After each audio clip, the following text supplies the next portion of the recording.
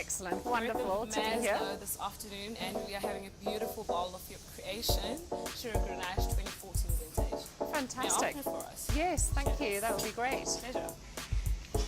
Very nice that you've chosen this wine for us. This wine is so beautiful. For me, it's very light and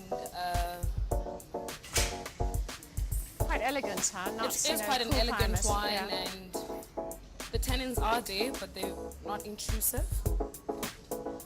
I pair it with most dishes, especially in the summer afternoon. Would you like to taste it, or may I just pour? Oh, I think normally it's really good in the sense that we have the DM cork, so Yes, yes. we have very little corkage issues on the wine. The oxidation, yes. That's delicious. Yeah. It's all those lovely dark cherries and spice.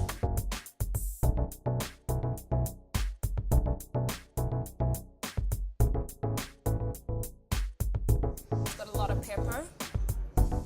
Definitely your blackcurrant fruits, plums.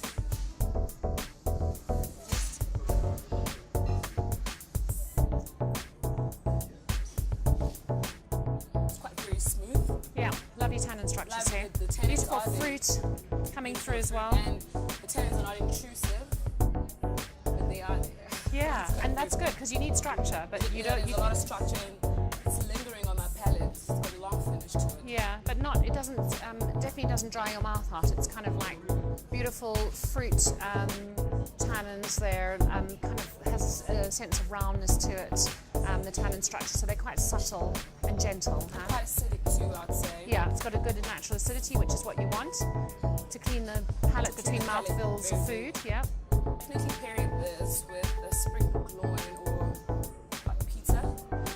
I think it would work beautifully with both of those because pizza's kind of got a richness, and so the freshness of the wine will cut through that. Yeah. It's very subjective. Yeah, and then the Springbok, I just think it would match really well because it's got enough balance and structure to work well with it's not a very heavy dish as well. Yeah.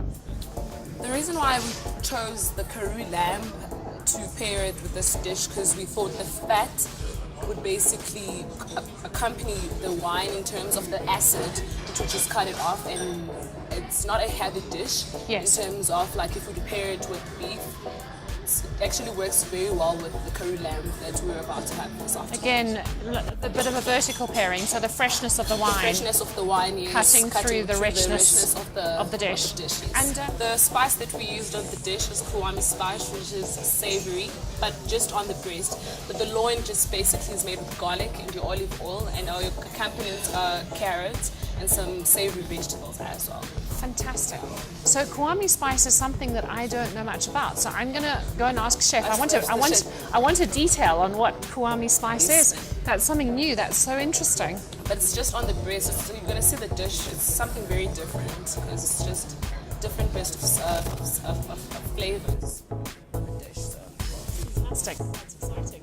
And I think with the olive oil as well, it will work out of the wine because I picked up black olives. Yes, there is. Absolutely. Yeah, and that's what you get. It's sort of, for me, like dark cherries, dark berry fruit, and then white pepper. So more white pepper than black pepper. And then maybe some pomegranates coming through, which gives it the nice acidity in the fruit. Like when you eat pomegranates, they kind of have this like burst of beautiful flavour. It's such a beautiful wine.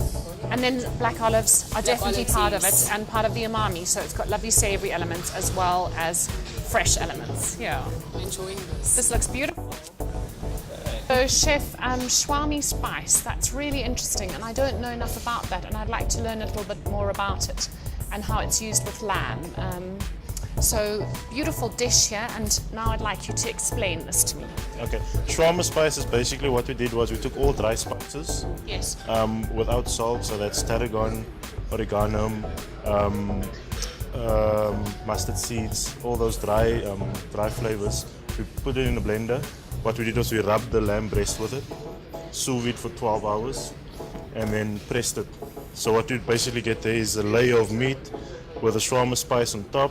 You get a layer of fat, and right at the bottom again you get a layer of the shawarma spice. So it adds a tartness to the lamb breast where it's fatty, and it just adds another dimension to the lamb instead of just getting a full flavor of fat.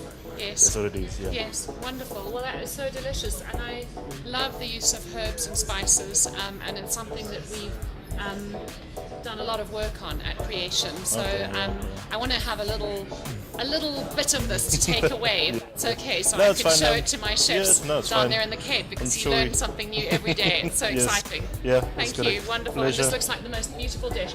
Can you just explain the dish to us quickly? Okay, sure. In detail, just the different elements. The puree over here is shallots. So what we do is we take baby onions. Yes. We braise them with milk and we blend them down.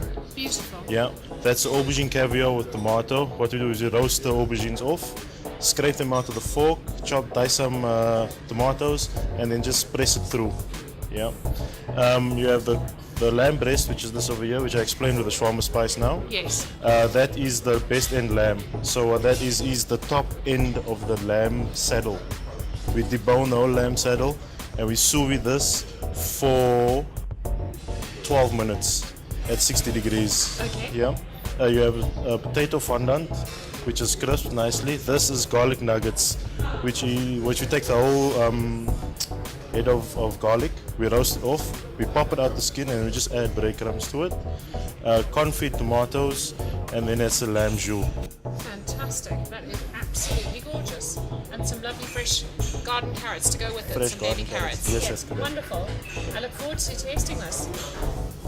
The balance in all the flavors. It's beautiful, huh?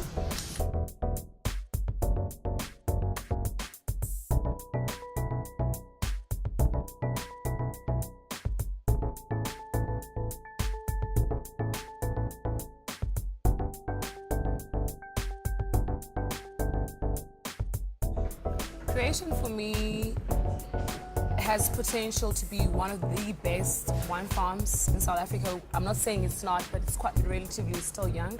But the fact that everything is done at the estate in terms of the viticulturist and the winemaker, it makes me very happy. The fact that you guys produce healthy grapes, which means healthy wine, and for me that's very beautiful.